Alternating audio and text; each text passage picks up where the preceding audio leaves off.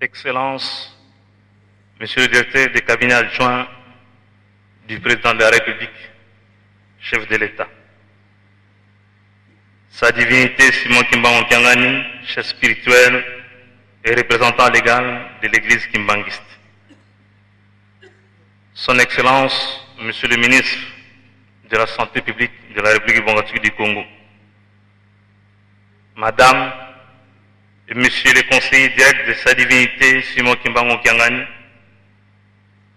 Monsieur le vice-ministre honoraire de la décentralisation, Monsieur le procureur général de la province du Congo central ici représenté, Messieurs les officiers supérieurs des FARDC et de la police nationale congolaise, Monsieur le président de la commission interconfessionnelle pour la médiation électorale, CIME en sigle, Messieurs les députés provinciaux, Mesdames et Messieurs les autorités coutumières, Mesdames et Messieurs les opérateurs économiques, Messieurs les membres de la délégation allemande, Mesdames et Messieurs, tout protocole respecté, à vos titres et qualités respectifs.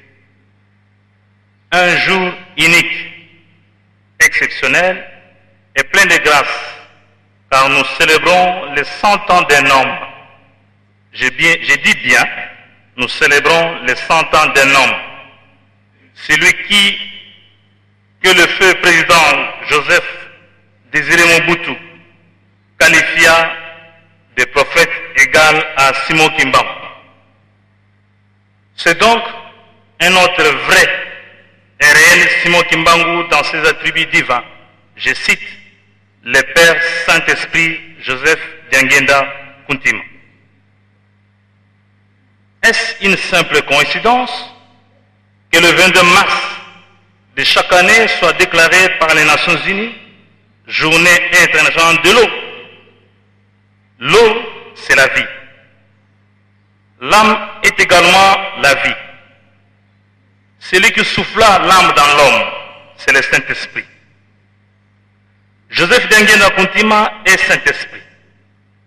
Déduction faite, nous pouvons donc dire que le 22 mars est la journée internationale de la vie.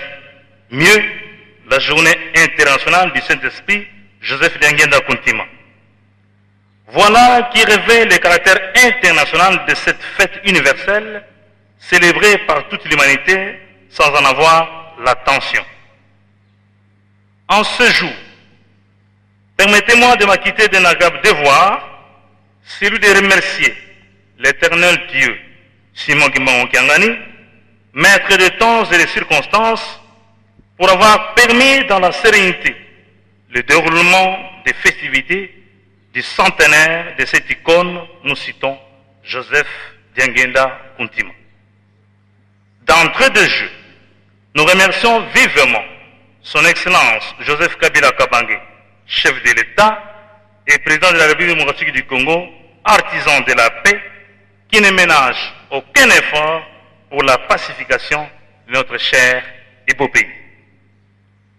Du haut de cette sainte tribune, et au nom de son Excellence, Monsieur le gouverneur de province, Jacques Mbadou Sitou, nous vous saluons, et tout particulièrement ceux qui viennent de fouler le sol de notre chère province, berceau du kimbanguisme, source de l'humanité, et vous souhaitons un séjour agréable chez nous, chez vous. Du 22 mars 1918, voulais-je dire, au 22 mars 2018, 100 ans, jour pour jour, depuis que Sa Divinité Simon Kimbangu s'est mué en Joseph Diangenda Kuntima. Est-ce une affirmation gratuite? Un personnage hors du commun, Joseph Diangenda Kuntima, avait consacré sa vie à l'œuvre divine pour matérialiser les promesses prophétiques faites par son père à l'homme noir. Tenez, l'homme blanc deviendra noir et l'homme noir deviendra blanc. Au temps fixé par Dieu, nous serons maîtres chez nous, comme l'homme blanc l'est chez lui. Une phrase mystère. Savez-vous que pour accéder à notre souveraineté nationale et internationale, Papa Joseph Diangenda Kuntima a payé les prix financiers de l'indépendance du Congo à Maître Croquet, avocat de la cause de notre cher pays en Belgique? Savez-vous que plusieurs réunions de la BACO s'est tenues dans les espaces du culte kimbanguiste? Savez-vous que Joseph Diangenda Kuntima choisit Joseph Kasavubu comme premier président de notre cher et beau pays, alors tous deux élèves à l'ENM Boma en 1936? Il a assuré le refuge de Joseph Kasavubu, premier président de notre beau pays, en lui offrant un séjour de 2 semaines sur son lit en vue de le garder pour réaliser le vœu émis de voir ses dignes fils arracher l'indépendance de notre pays.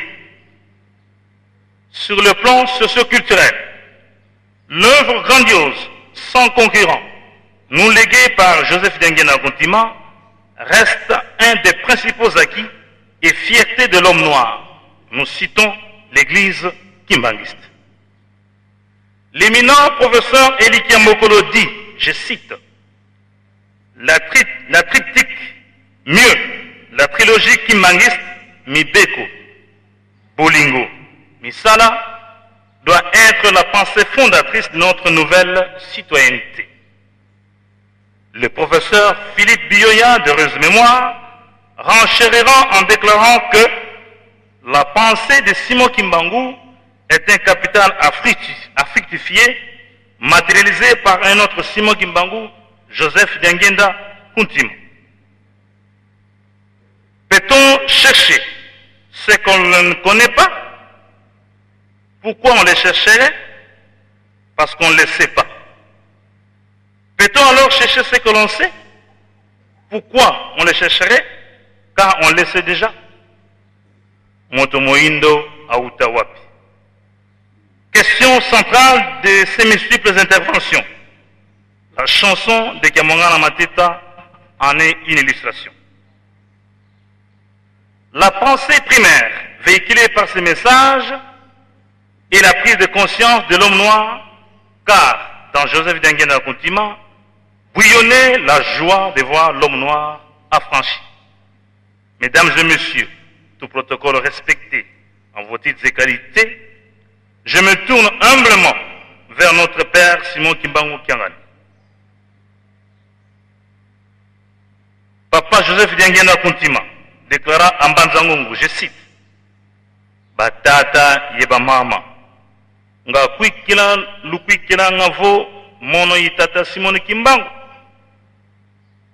C'est-à-dire, Papa Diangenda posait une question à l'Assemblée réunie, si l'Assemblée croyait en ce que lui était le prophète Simon Kimbangu.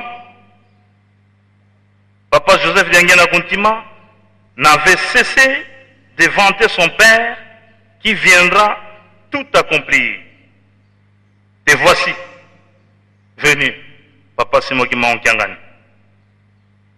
En ce grand jour où nous célébrons le jubilé des diamants de ta seconde venue, Papa Simon Kimbangu Kiangani, Joseph Diangenda Kuntima, nous sollicitons ta grâce divine pour notre race, la race noire.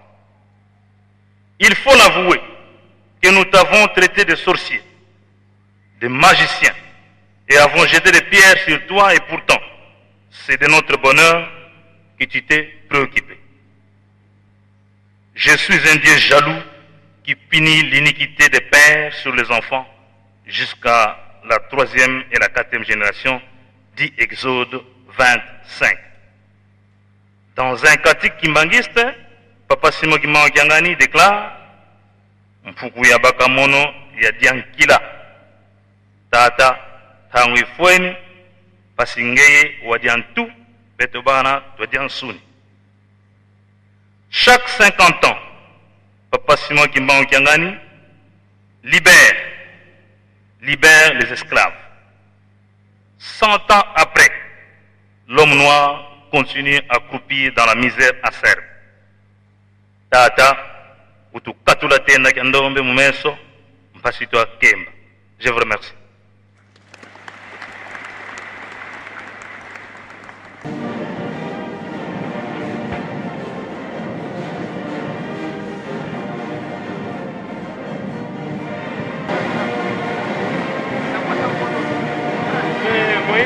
Quelle heure?